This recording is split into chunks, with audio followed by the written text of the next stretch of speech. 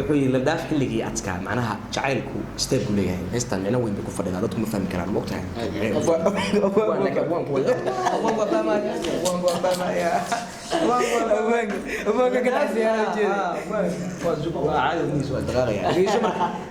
قبل ما رياكشن كسر بحسي هستي رايي فيديو قاس كقاعد قصر بسوق قرطي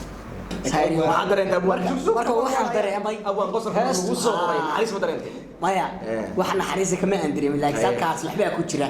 niyo anigu de si kala fasirtay hadii uu soo fasirtay anigu macna kala fasirtay macnaha kale wixii yaa taqaana macnaha inay ka xuntahay macnaha ma yaqaan qof ka xuntahay macnaha heesta ilaa xantay ka hadlayso Soomaali ya sanadi waxa ku qosho shabaari ila su'aal baan weydiiyay Soomaali macnaha ku qosho muxuu yahay saytiri iska garo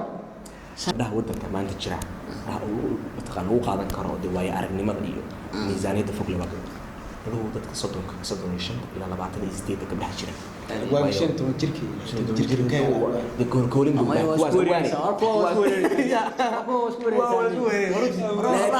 hadda soo qaad isku weerareen laakiin abwaan islaamaha waa weli shak ma yaxasha habar way ilaahay kuma keen ilaahay habar way kuma qaadaniya